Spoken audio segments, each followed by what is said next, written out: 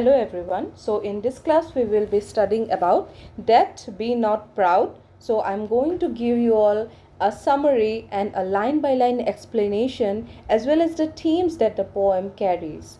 Now you see That Be Not Proud is a poem written by John Donne, and you, as you all know, that John Donne was an English poet who was born in the year 1572 and he died in the year 1631.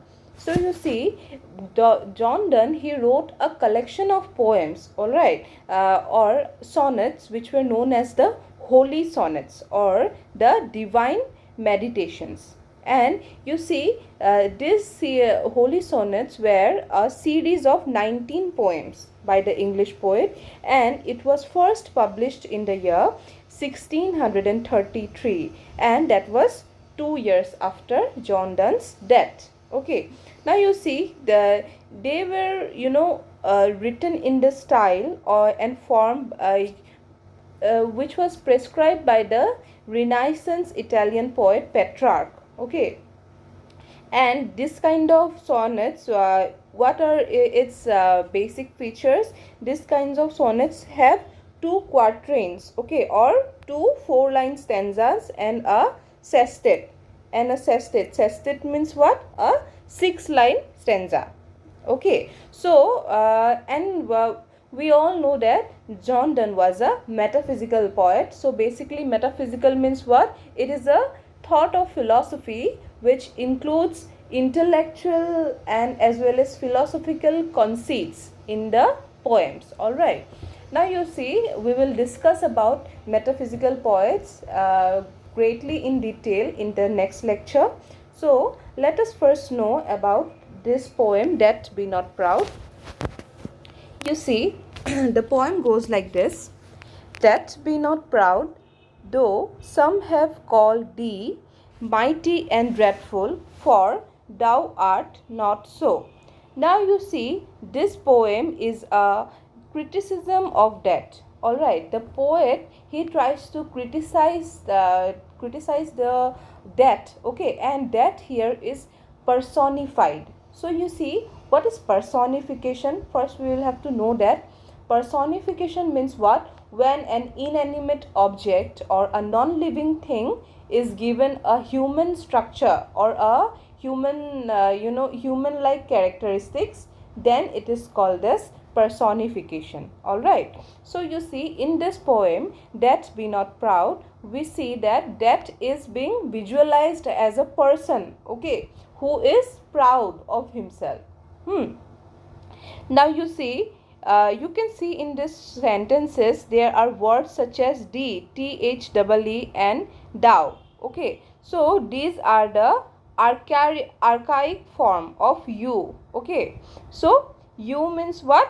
Thee, thee, thee means you. It is an old fashioned word for you. All right, so here the poet says that you don't have to be so much proud of yourself, because although people call you mighty and dreadful, means powerful and scary, but you are not so. That means you are not as powerful as people think you are.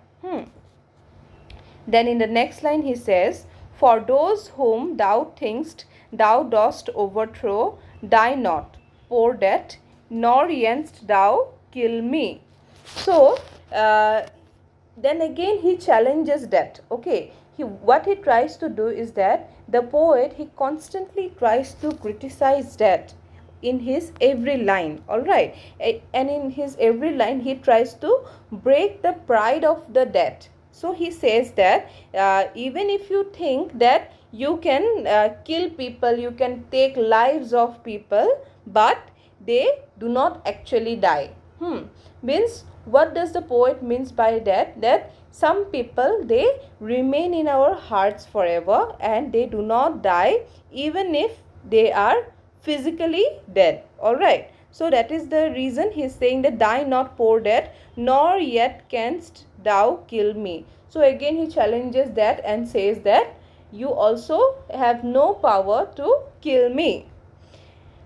So, and then again says, from rest and sleep, which but thy pictures be, much pleasure, then from thee much more must flow. So again he compares that with rest and sleep. Okay, you see, the poet tries to tell that people also go to sleep, and people also rest, and rest or sleeping is also similar to dying, because at that time we are totally unconscious. But you see, sleeping gives us pleasure, isn't it? Rest gives us pleasure. So he says that you don't have to be so proud of yourself, and you don't have to take so much credit, but because rest and sleep is also doing the same thing. Okay, because by sleeping also we are getting the same amount of pleasure as we get by dying. Okay, and even more than that, means sleep gives us much more pleasure, which is a sleep which is also equal to dying. It gives us much more pleasure than you. So, and then he says, and soonest our best men with thee go, rest of their bones and souls deliver. Thou art slave to fate, chance, kings, and desperate men. So he says that, and soonest our best men with thee go. So here he says that, the best men of the country go sooner. Okay, so by the best men here, the poet may also mean the soldiers. The poet might mean about the soldiers who have to die because they have to fight for the country, and when they fight for the country, they feel a sense of patriotism in themselves, isn't it? And when they are martyred for the country, then what happens? They have to go with that, uh, but you see, only their bones and souls are delivered. Okay, but they are not actually dead. So you see, rest of and soonest of our best men with thee go, rest of their bones and soul delivered.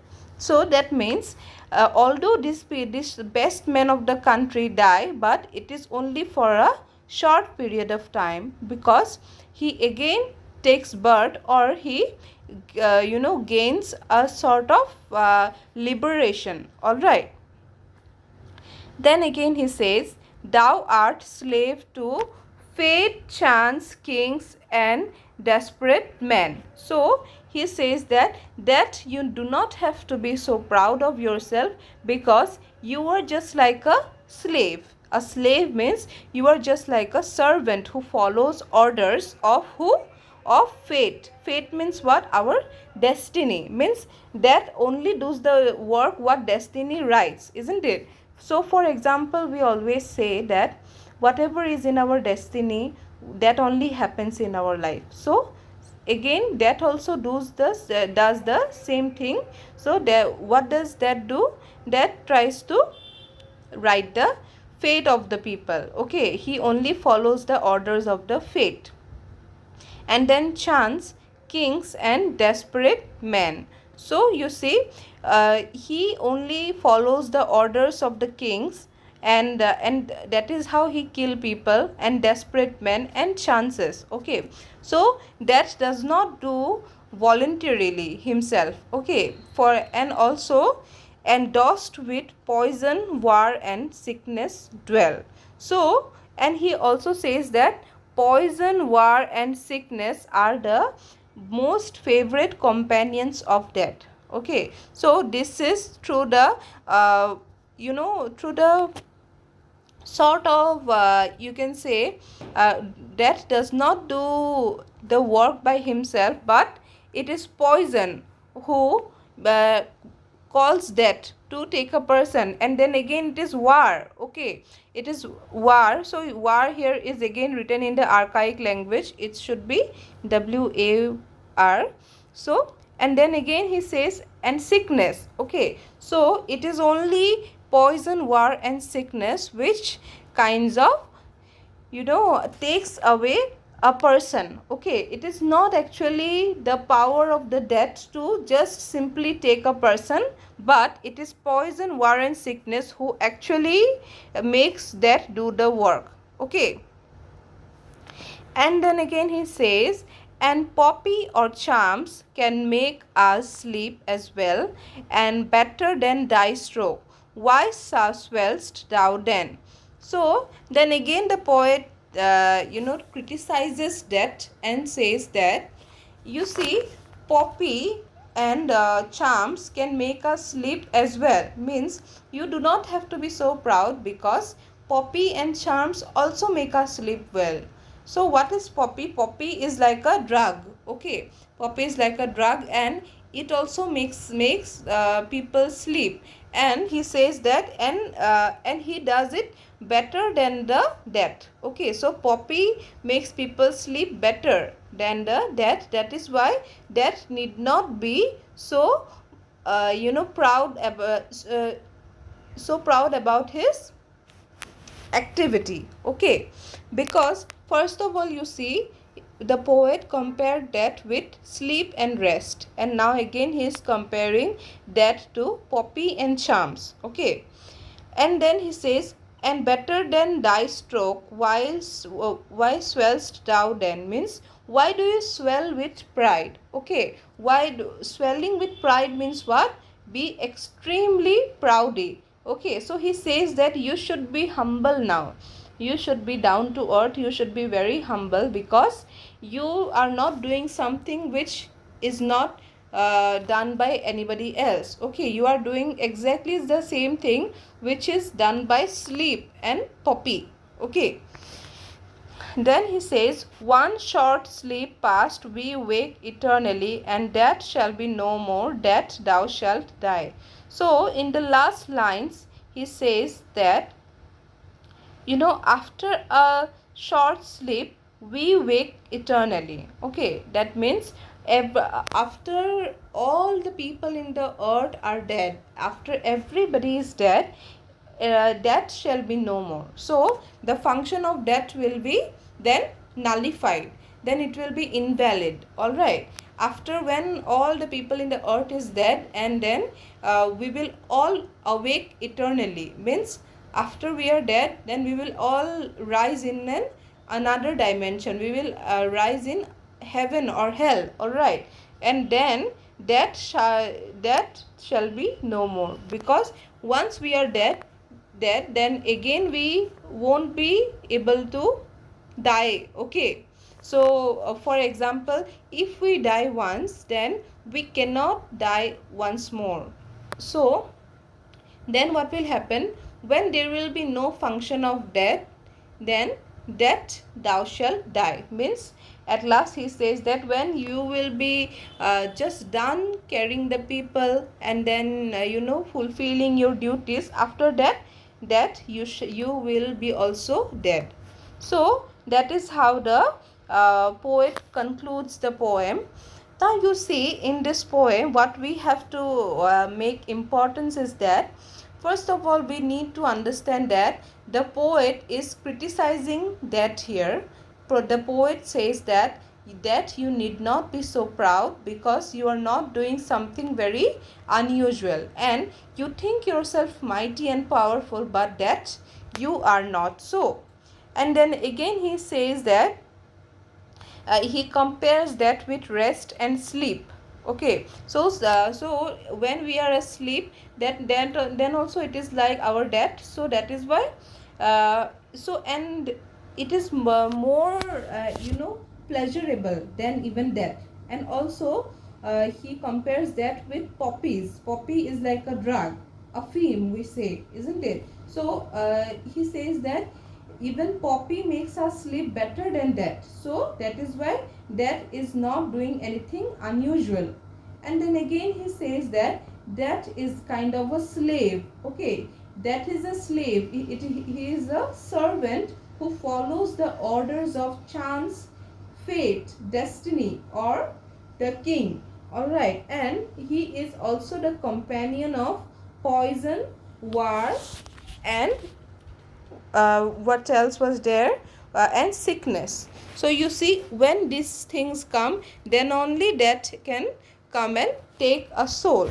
So you see, just see the parallels that are shown with that, the comparisons of that that are made with different objects. Okay, and then again, you will also have to see what the poet's overall idea is about the poem.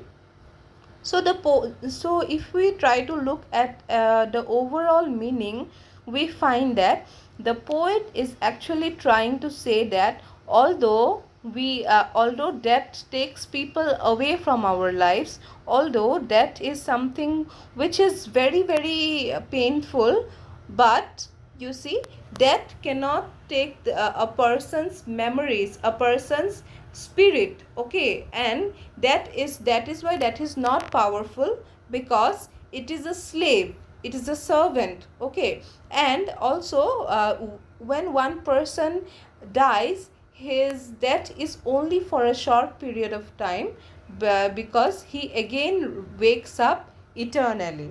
Okay, so you see, this poem talks about death to humble itself. All right. Okay, so if you have any questions, do leave it in the comment box, and if you want me to make a video on another topic, then also do let me know. Thank you.